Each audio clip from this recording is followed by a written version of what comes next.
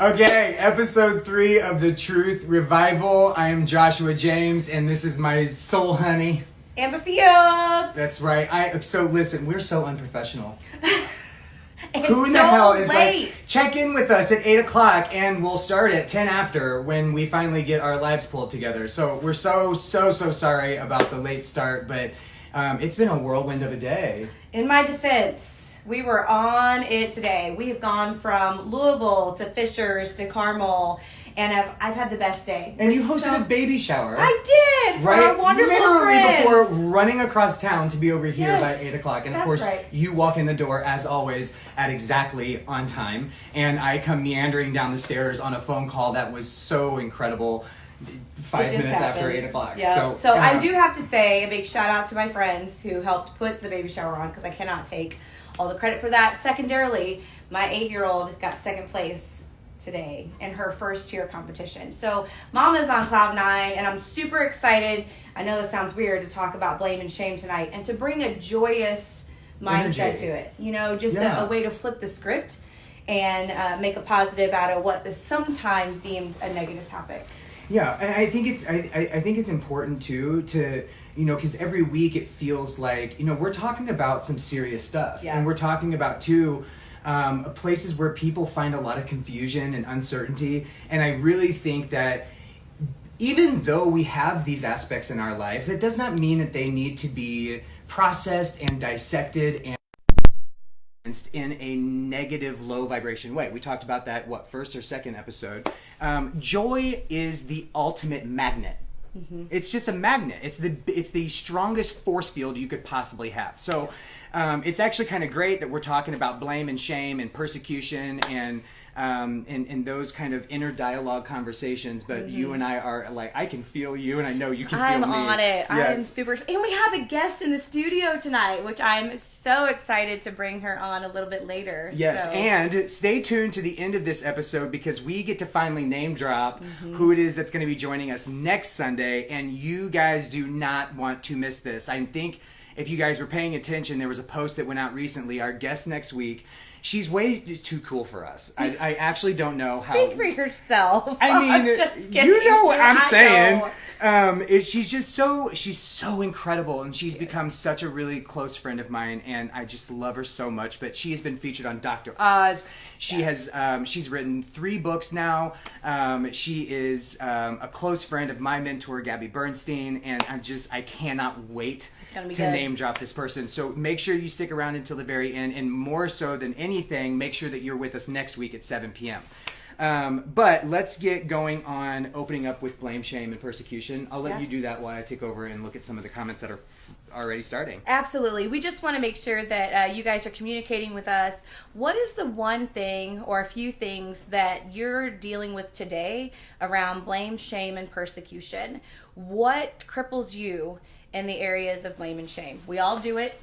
I think it starts at an early age even.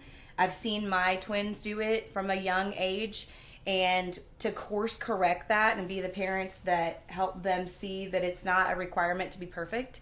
And when you get it wrong, and I have an 8-year-old that has everything looking a certain way. She has an expectation, and when she doesn't get it right, oh boy, she blames and shames herself all the time. And it's tough as a parent because you want to make sure that you teach your kids, look, that's not a requirement in life.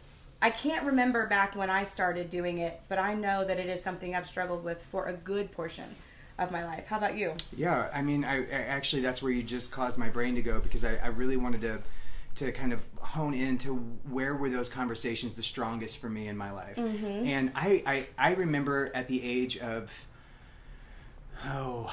8 or 9, after suffering some childhood trauma, where my body was the representation of suffering, I became morbidly obese by a young man at the age of 9 or 10, and at the age of 8, my body equaled not okay. Oh, yeah. My mom and my dad are my best friends. I love them so much, and I know that their intention was always for me to live a healthy and successful and happy life. Mm-hmm. you know, and when your parents are in constant pursuit of putting you on the latest fad diets and having me work out to Richard Simmons videos in the basement at 9 years old, you learn this language that I'm not enough, I'm not okay, and that conversation then carried me through up until, you know, my most recent of years, and I still have moments where I catch myself and I have to change my dialogue in that moment of, you know, my body is strong and this is what it does for me and yada yada yada. So how about you? What a personal experience for you? Yeah, blaming. So now that you say that, at a young age, I too was a little bit of a thick kid, and all the way up until I was a teenager. So I was a cheerleader and a gymnast, but I was never the skinny girl. And I can remember being a teenager. I went to a new school in 8th grade, and apparently I didn't realize in 7th grade that I had boobs. Me too. I go to a new school, and you know, the boys don't know any better, but they named me Tiggo Bitties. Oh, and I remember that one. Yeah, have you? And I was catching wind of, have you met the new girl? She's got super big boobs. So then I became very self-conscious, and it has stuck with me as an adult. Like it almost makes me feel like I can't be pretty, or that's the only way people identify with me is that. And so I have just struggled with my weight. You said it. Every fad diet, everything to try to be skinny. And over the last 5 years, I've just really honed in on what my body does for me, and it's a representation of what I'm putting in too, right? So and getting okay with the way that I am today. And also being motivated with exercise and doing the things, hot yoga. If you haven't done it, you have to do it. It's amazing because it's a great detoxifier. But getting rid of the bad, having good experiences, but also putting in the good so that I feel my best. Regardless of what I look like, I feel my best. And for me, I really want my insides to match the outside. That's right. You know, and the outside to match the inside. So that's really the journey, and getting rid of that shame. You know, it's not real. Shame and blame are not real. I didn't do it. You didn't do it. It just is. Well, if we want to get deep, this body is not real. I am a soul having a human experience, and my body is strong, and it has carried me 34 years. It has gone from 400 pounds to 220 pounds to 370 pounds, back down to 200 pounds. I mean, I have witnessed my body, even inside of my alcohol and drug addiction, where it is still strong. My heart still beats. I am breathing fresh air every day. And I think that is where we can begin to have that shift of dialogue, right? It's like the conversation really needs to change. And the one thing that I had to learn was that, okay, I don't love where I'm at. I don't love how this person or this thing makes me feel.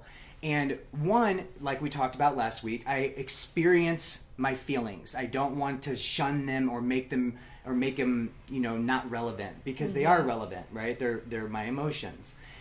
What I do get to do is take a look at my emotions and shift them into compassion and love. That's right. And so when I have this conversation with myself now, the first thing I do is I thank my experience for showing up in my world as a master teacher and giving me the wisdom, the insight, and the awareness, like, hey, okay, I don't like that I am not fitting everything in my closet. I don't like that, you know, for me, I know that food tends to be a medicine, right? Because I'm being triggered in another way, right? So I then say, okay, something's not right, and I get to start shifting that. And when when I change my experience from what we talked about, right, from the world happens to me to the world happens for me, by appreciating. Say that again. When I change my experience from the world happens to me to the world happens for me, it then becomes an abundant heart. It then becomes possible, right? Because if I'm in blame and shame and I'm living in that low vibration, then possibility of since we're on body topics, possibility of me taking control and making an immediate change and seeing results quickly becomes more real in my world than before, when I was just eating, you know, shit. Everything. Yeah, everything. You know? Yes. And then let's talk about the persecution part. Yeah. Because when you begin to blame and shame, then you start to persecute. But you're not just persecuting yourself. You're persecuting the other people around you. You're deflecting. Yep. And you're causing an experience for other people that is not a pleasant experience. It's not an invitation. When I'm not feeling my best, I'm in a group called Rise and Thrive with some amazing women. It looks like some of you are watching. Hi, Courtney.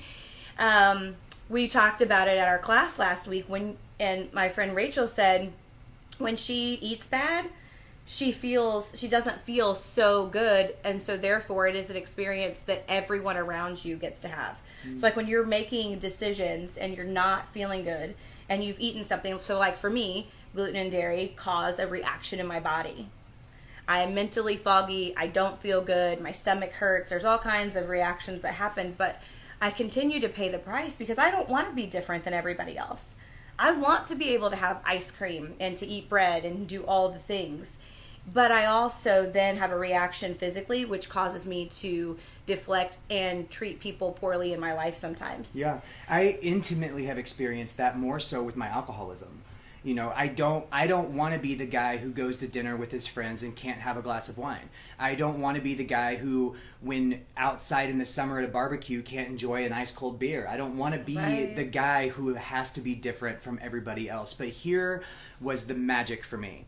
I am not losing my power. I am not weaker because of it. When I gain control, I am taking my power back. That's right. I am so much more powerful. And quite honestly, alcohol, whether I could consume it in a healthy way or not, is a dilutant to my mental clarity and my spirituality. Your highest self. That's why they call it spirits. Right. Right. So it's a takeaway. And I mean, if I'm so good at I'm getting good at drawing boundaries in my world with people and noting who's a taker and who's a giver and what I'm willing to give and what I'm not willing to give, I should be able to do the same damn thing with food and alcohol and all the other vices in my life that I tend to turn to when I'm not feeling my highest self. Right.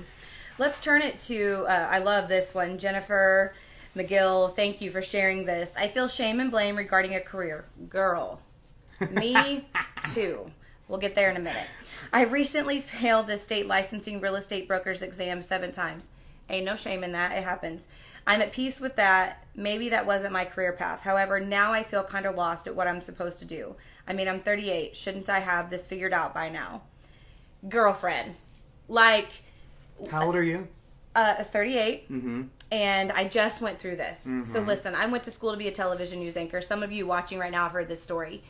I chose my family instead of following an $80,000 degree that I had intentions said. This is what I wanted to be when I grew up, and it happened around the time of 9/11.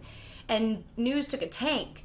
Nobody wants to watch the negative news, nor do I want to be the mouthpiece for delivering negative news. That's why this exists today with us, because I had to find an outlet to where I could help people and not help them with the reality of the world that we live in. I want to be a guide and an uplifting person to help them have breakthroughs in life that cause you to live your best life. I'm still figuring it out. I think there are so many people out there still figuring it out. And here's what the conclusion that I've come to. I landed in sales because I love people. I love to be in relationship with other people. And it is not, so my giftings are, they show up in my job, but that is not who I am. I used to try to shove my identity into what I did in my daily life instead of looking at the impact that I can make in the different circles of my life. And so, you know, we all have, I think it's an average of 7 circles. You've got your tribe, you've got your social, you've got your work, you've got church, whatever it is. It's really finding out and being in discovery of who you are as a person and what your gifts are, and then allowing those gifts to show up, and then just choose something that you enjoy doing to make a living for your family. At least that's what worked for me. How about you? Yeah, I mean, it's, first off, I love this. I don't know how she, the inflection that she had inflection, thank you, that she intended for this, but the way I'm reading is, hello, I'm 56 and I still don't know what I want to do. So that's my mama. Listen, it is okay. That's right. Okay, it's just okay. I don't believe that we are intended to have one path and stay successful at one thing That's right. for the rest of our lives. I believe that we can be successful in very different avenues for our entire life. We get to experience, we get to, fail and fail forward and bless it and say, thank you for showing me that that's not my direction, that I need to go this direction. I believe there is an energetic shift in a universal way. I think we are being called to begin to use our toolkits that are not in our physical realm. So for me, it is very much, and it was so uncomfortable to do the first several times. It is getting into a quiet place and asking for assistance. I ask for the Holy Spirit. I ask for my angels. I ask for my grandpa to come forward and give me creative solutions. Give me the heart of desire and an explorative heart that is willing to go in different directions than my limited brain allows me to see. I also reach into elements of inspiration to help kind of bring in these new ideas. I just believe that we are to experience life in the fullest. So if a door shuts on you, that's okay. You better grab that fat ass ring of keys that you have and open up another door, because you are so valuable in so many different directions, and everybody has so many things to bring to the table. That's I don't right. believe we're limited. No, and finding the courage within to take the first right step that's next for you. And so I agree. Look, I didn't mean to be in IT sales, but guess what? I love it. And I made a decision a few weeks ago to move on to another company because it wasn't working for who I am as an individual, and we had to amicably part ways. And I was scared, and I felt like I had made a mistake and that I had failed again. If you have looked at my resume, man, there are a lot of jobs on there, and I used to shame and blame myself over and over because I could not find something that I loved and stuck with it. And find the home, the culture, the place where I felt like I belonged. And it's okay to be on that journey. I'm still searching, but I think I may have found it. So I'm super excited about this opportunity. I don't think it ever stops. I don't think that we're ever done searching, and I don't think we're ever done shifting our perceptions and growing and understanding more deeply and more intimately how precious life is, and how massive we really are. It is the ego, it is this body, it is this brain that keeps me on this planet where I did not come from. That's right. I didn't come from here. So why am I limited to the experience here being only what my hands can touch or my brain can think of? That's right. Right? Yep. So I think, one thing that I want to talk a little bit more about that you touched on a moment ago was shifting the dialogue within us. When we extend that kind of compassion and grace within ourselves, it then becomes the compassion and grace that we extend to other people. Listen, I watched this awesome little video on Facebook or Instagram or whatever it was, and this driver had every reason to be upset in his car. Somebody almost hit him, and the guy in the back was like, "How do you stay so kind in that moment?" And he said, "Listen," he goes, I'm going to try to get this right. He goes, people are like dump trucks. They're like trash trucks, right? He goes, we go around the city streets, we go around life, and we're so fueled with anger, and we're so fueled with frustration, we're so fueled with limiting beliefs and blame and shame and persecution.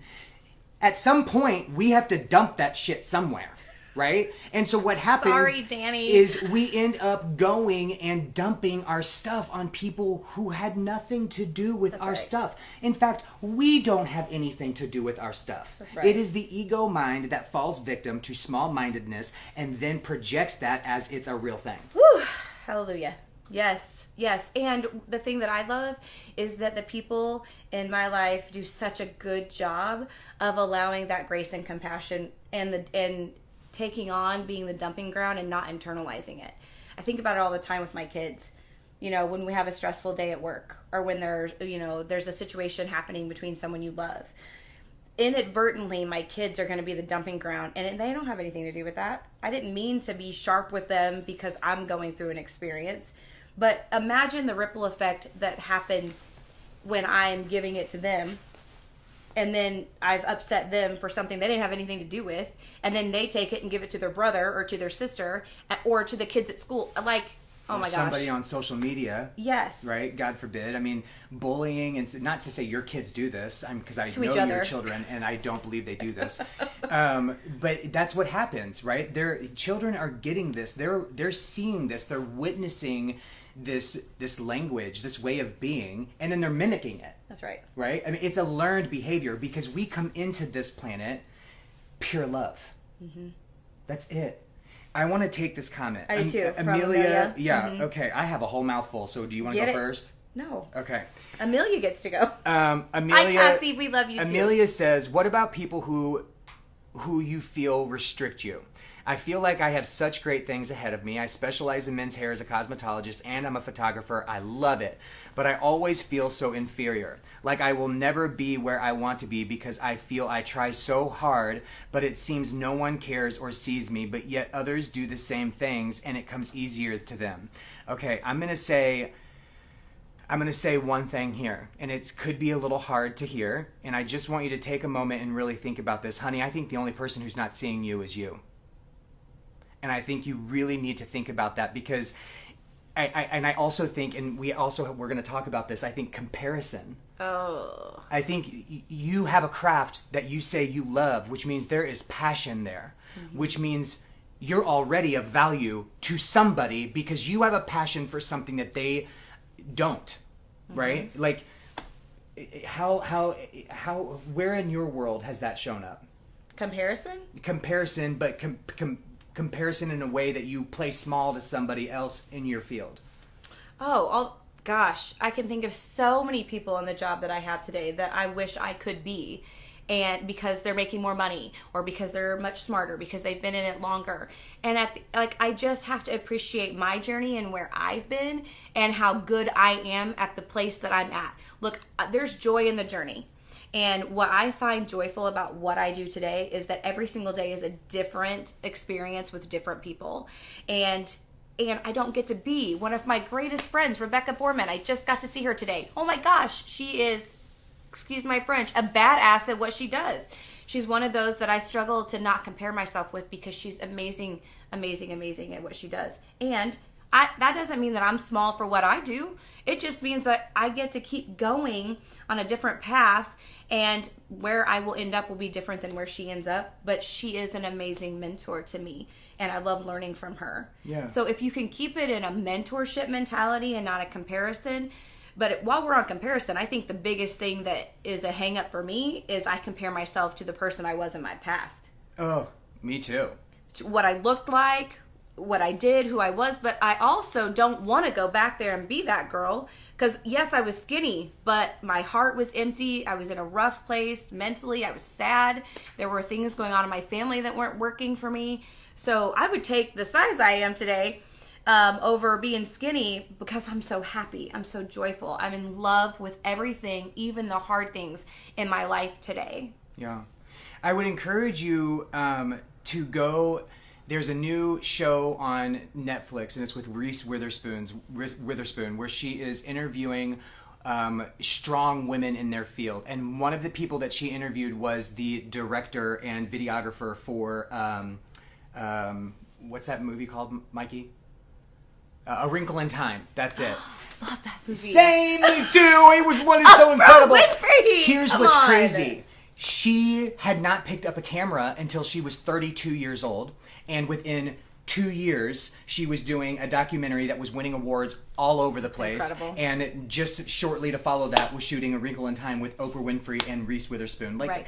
Dreams are possible. That's right. I think what I hear you say, though, in that first part, what I love is it brought it back to joy. Right? Experience the experience of yourself living from your passion in a joyful place, and you will become the magnet that attracts the experiences that are in alignment with you, not the person you're in comparison of. That's right. So that is, I think, I know that where I've been successful in my world, and I have been successful, and I have had failures. When I'm living in scarcity and fear, it's like a chokehold is on that shit. That's but when right. I am joyful and I am serving people and I am serving from my heart, it was like the floodgates opened and Niagara runneth dollar bills right. up into my business. So just find your passion, find your joy, and come from that place, and I think you'll be okay. Anybody else? Devin. Hi, baby! Oh my gosh. My stepson Devin Fields is watching from Georgia. Miss you, man. I know. I'm so excited to see you on here. Another one, shaming and blaming and saying nasty things and gossiping because I would. That sober for 5 years. Then I relapsed. So much hate from people in recovery, and it's so sad. They spread rumors and talk badly about me and my spouse in meetings. I'm going to let you take that. I'm so hurt, but fighting back, and I'm not going to go back to that negative group. I'm sober now again, but I cannot trust half the people I thought were my friends. Even family has turned their backs. Oh, man. I never could have thought this could happen. Okay, so listen, Shauna, I know this story so intimately, and I'm living this story currently. I have family members in my life right now who have turned their back on me. And because I suffered you know what? I didn't suffer. It was You relapsed. I relapsed. Period. But it wasn't a suffer. It No. wasn't that moment. But here's what happened. My relapse that happened in the beginning of this year was because I believed that I had gone through enough work that had allowed my brain to heal. Here's the problem. I'm an alcoholic and a drug addict, and I have a chemical imbalance that does not go away. Okay? And rightfully, I have friends and family who are tired of going through this journey with me. And that's okay. I'm made for my journey. And I'm strong with that. And I have been given friends and family like you and your kids and your husband and an incredible husband who has gone through some tough stuff with me. But that does not mean that everybody else is in alignment to that. And that's okay. My story is my story, and it's just not truth for everybody. I understand why some people have to have boundaries for themselves inside of my story. But here's And where it's not personal. No. It's not. No. It's not. No, Like, and if they make it personal, that is a reflection of their fear, and that's where you get to look at that. And one, we have to take responsibility, because as an alcoholic and an addict, I know that my journey has been really tough for some people, and I'm responsible for that. I'm responsible for my actions. I'm responsible for the choice that I made to pick up a drink or put drugs in my body. What I'm not responsible for, though, is having people say hateful things to me, having people shun me and punish me almost for a ride that they don't want to be on. Okay, there is a graceful and loving way that we can create healthy boundaries. That does not mean that it has to become painful. No, and you get to go find people who will love you in your story and stand tall in your story. My friend Rebecca Hession says that all the time. Stand tall in your story. Own it, love it, be it, fail through it, and find people who will be your tribe in it. Because there are people out there looking for someone to connect with like you. And so we love you, and I'm so sorry that this is happening to you. And there are people out there looking to be your answer in prayer for what you're going through today. So, can you believe we're already out of time? What? No, I want to keep talking. Oh, I hope they want to keep listening. We do need to bring our special guest on. What do you think? Well, yes, she's one of my favorite little nuggets on the planet. I know. Get over here. It's going to be a much longer discussion, but we kind of wanted to go into it today. Get in here, girlfriend. Who are you? I'm Olivia Fields. I'm her daughter. Welcome to the show, sister. Hi. So, I understand that blaming and shaming is kind of a big deal in school today. Yeah. And this actually just happened to you this week. Yeah, so in chemistry, it is kind of a topic that I struggle with. And, so I took this little, quiz thing, and I wasn't super confident on it, and I got, a 6 out of 10, which is fine. But, It's fine. yeah, the other students were kind of, shaming in a way because it's, it was an easy quiz and, we had all of our resources. And so it didn't make me feel the best. I definitely thought about it and it, hurt. But I decided to do more work and encourage myself on this next test to do way better and get, 4 extra worksheets this week. But I don't just want to talk about in school. there's a mental health stigma with shame of teens. We forget a lot about mental health for the kids in our lives. Like, for adults, it is definitely a huge problem, and there's easier ways to find a resource to help you. But for teens, it's much harder, and it's also hurtful that social media is the reason for things like depression and anxiety and things like that, which it can be. Like cyberbullying and seeing comparison is another topic, but it can just be something in your head. It can be the things around you that can cause these mental health issues, or the things that are just not happy in your life can definitely cause these troubles. So what do you do? What do you do to work through that? Well, for me, I think I just have to be around people, but I also, it's split for me, because I can be with people, or I have to be by myself and mentally cope through it. Because what I heard you say earlier was that you decided to take it to the positive and work harder versus internalizing what people were shaming you in class about. And look, people don't mean to shame you. It's really about them or kind of teasing, but we can take it out of context. So I love that you wanted to turn it to the positive, and it motivated you to do better. But if you had a word for the teens watching today, what would you say? What's the one thing they can do to kind of push through and attain that self-confidence? I guess I would just say, obviously we hear it all the time, but believe in yourself, and don't take all of these comments into yourself. Don't think about it too hard. If you want to live your life one way, live it that way, and use the resources that you have to make it better. We're creating great little people, family. I love it. I think too, because it just triggered. Oh my gosh!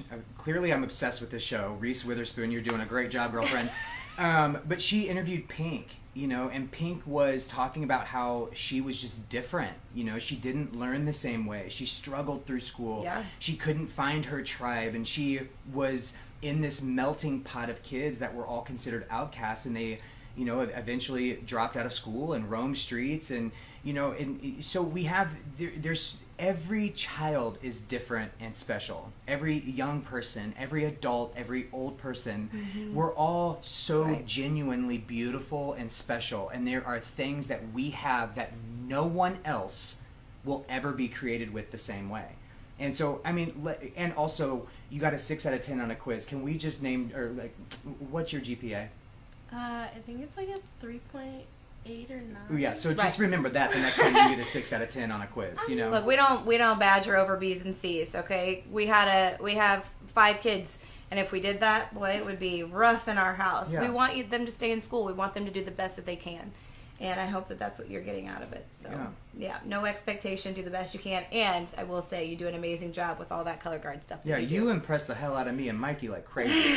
But I think it's important to change that conversation from I'm not enough, I suck, I'm no good, to I'm special, I'm unique, and I'm different, and can nobody touch me. Right, and reminding other people. I think you do a really good job of showing up for your friends that way too, and helping them remember who they are in this matter so that they don't forget.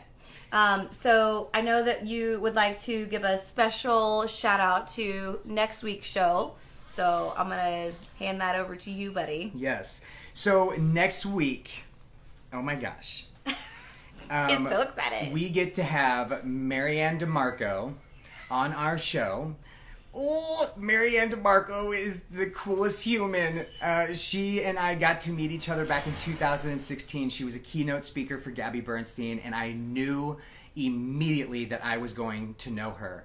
And this woman has not only changed my life, she is a psychic medium, and she's written several books. She's been on Dr. Oz talking about communication with angels and as empaths, how to protect yourself. And She is just a wealth of knowledge. She is always in high spirits, high vibration, and we get to have her on the Truth Revival. I mean, I can't with myself right now. Amazing. Like, I- what an awesome first interview that we have. And so many more amazing interviews to come after her. But Yeah. I'm so excited to get to I know know. her. I reached out like little old me, like she's not going to say yes, and she was like, "Yes, I Yes. love you. Yes." There I am, blaming and shaming, playing it all small, and I was like, "Okay, Marianne, I'm just going to say it. I love you, and I think we're going to work together. Will you be on my show?" And she was like, "Yes, of course."